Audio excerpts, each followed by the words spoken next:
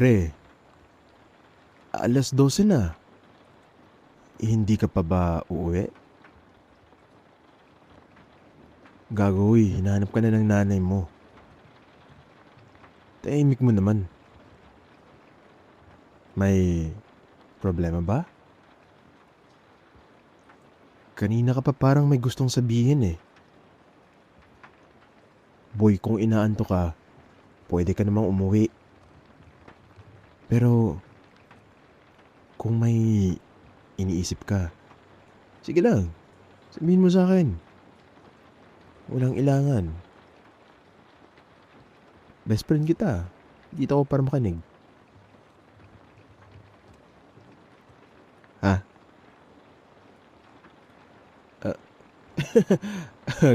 Gago. Uy, yung klaseng joke yan. Kala ko kung ano na. Nagsasabi mong gusto mo ako. Pre. Uy. Hindi joke? Sandali nga. Ulitin mo nga. Ulitin mo ng maayos. Gusto mo talaga ako? Kailan pa? Since college? Tangina. Ganun na katagal? Hindi ko alam. Hindi ko talaga alam. Gago, hindi ko halata. Akala ko kasi normal lang lahat. Akala ko ganun lang talaga tayo. Akala ko ikaw lang yung sobrang maalaga sa ating dalawa. Nung lagi ka bang nagyayang kumain, talagang hindi ka gutom? Nung lagi ka naghihintay matapos klase ko, akala ko wala ka lang talagang magawa. Nung lagi mong sinasabing, ingat ka pre, akala ko concerned ka lang. Nung lagi mong alam kung pagod ako, akala ko kilala mo lang talaga ako bilang kaibigan.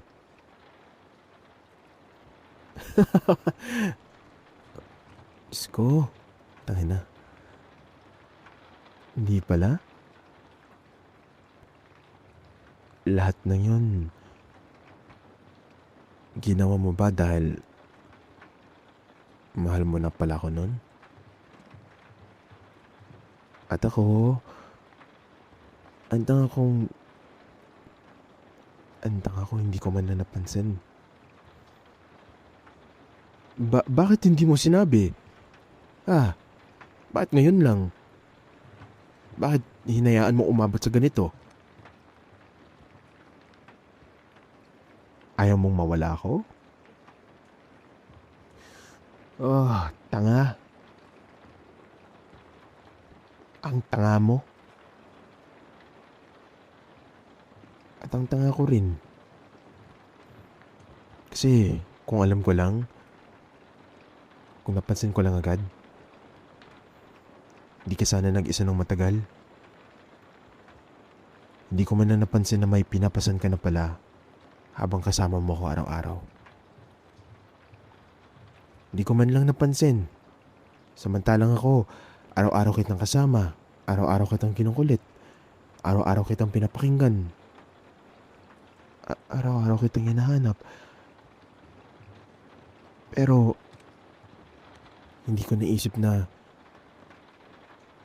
baka iba na pala ang dahilan kung bakit ayaw kitang mawala.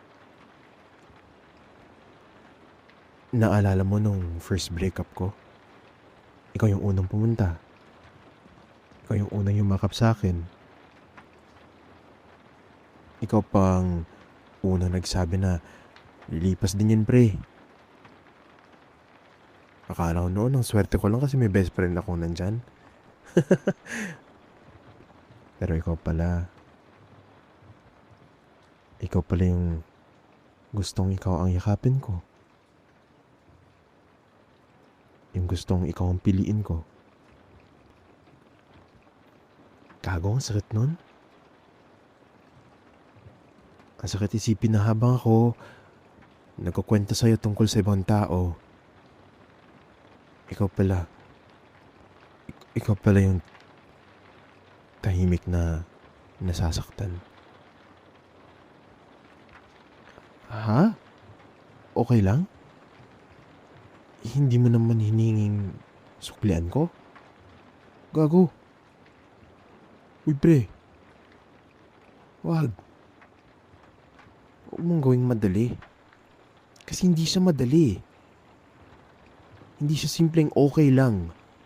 Hindi siya simpleng, sige, subukan natin.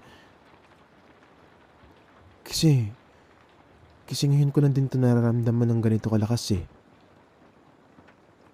Ngayon ko lang din naiintindihan kung bakit parang may kulang kapag wala ka. Ngayon ko lang din napagtanto na hindi lang pala ako sanay sa'yo. Nakaasa na pala ako sa'yo. Oy, oy, saan ka pupunta? Uwi ka na? Ngayon? Ganun na lang? Gago, matapos mong sabihin yan, aalis ka na lang agad? Uy, pre, teka, sandali nga lang. Hindi. Hindi kita pinapatigil dahil naaawa ko. At lalong hindi dahil gusto kitang paasahin, okay? Alam mo namang hindi ako ganong klaseng tao. Pero, may gusto lang akong itanong. Kung hindi mo sinabi ngayong gabi, itatago mo na lang ba talaga habang buhay? Oo? Putang ina. Ang tagal mong naghintay. Ang tagal mong nagtiis. Ang tagal mong lumaban mag-isa. Samantalang ako, nandito lang pala sa tabi mo. Tanga ako? Tanga ko, no? Tanga natin dalawa. Diyos ko. Pwede ba ako maging honest? Kasi may mga bagay akong ngayon ko na naiintindihan. Mga alaala na akala ko normal lang. Kasi nga best friends tayo. Pero ngayon, parang ang bigat sa dibdib. Nung nilagnat ako, 3 araw ko na sa bahay. Sabi mo wala ka lang magawa. Sinungaling. Kasi pagod ka na. Nandun ka. Kita ko sa mga mata mo. Pero inalagaan mo pa rin ako. Kahit may sarili kang buhay, inuuna mo pa rin ako. Tuwing birthday ko, ikaw lang nakapansin na ayoko ng surprise. Ikaw yung parating nagdadala ng paborito kong pagkain. Ikaw pa yung nag-aabot ng maliit na regalo na akala mo hindi ko mapapansin. Pero napansin ko. Napansin ko lahat. Ang hindi ko lang napansin kung gaano ka na pala talaga kahalaga sa akin. Pero hindi lang pala ikaw. Ako rin. Ilang beses na ba tayong napagkamalang magjowa, uy? Ang dami na, no? Sa mall, sa school. Tuwing nasa labas tayo. Lagi kong sinasabing, ulul, best friend ko lang yan. Bilis kong tumawa. Bilis kong itanggi. Pero, bakit tuwing may babaeng nagko-confess sa'yo, naiinis ako? Bakit tuwing hindi ka nagre-reply, pakiramdam ko may kulang sa araw ko? Bakit ikaw yung naisip ko bago matulog? Yung unang pumapasok sa isip ko paggising ko sa umaga. Kasi, pre, Hindi ko alam kung kailan nagsimula. Hindi ko alam kung bakit. Hindi ko alam kung anong tawag dito. Ang alam ko lang, kapag ikaw ang kasama ko, parang mas madali huminga. Kapag ikaw ang kausap ko, parang mas tahimik ang mundo. Kapag ikaw ang katabi ko, parang may lugar na ako sa mundo. At ngayon ko lang na-realize na baka hindi lang pala talaga ako komportable sa piling mo. Baka mahal na talaga kita. Pero alam mo ba kung anong pinakaunang pumasok sa isip ko nung nag-confess ka kanina? Hindi yung kung paano kita tatanggihan. Una ko naisip paano kung mawala ka? Gago, natakot ako. Kasi bigla kong na-realize na hindi ko kayang mawala ka. Hindi lang dahil best friend kita. Hindi lang dahil ikaw ang gusto kong makasama. Kundi dahil mahal din pala kita. Gago, tangin na, nasabi ko din. Kanina po ako nakaban, gago. Kasi habang nagsasalita ka, wala akong ibang maisip kung paano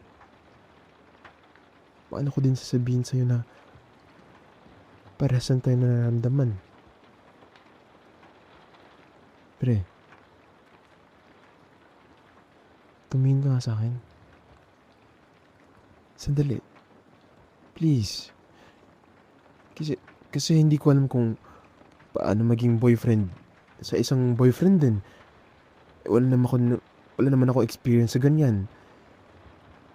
Hindi ko alam kung magiging magaling ba akong boyfriend. Hindi ko alam kung anong mangyayari bukas. Kung magiging awkward ba tayo sa umpisa. Pero kung okay lang sa'yo, nasubukan natin. Uy, hala, wag kang umiyak. Gago, hindi. Teka, wag. Bakit ikaw yung umiiyak? Ako yung iyakin sa ating dalawa. Ika nga rito.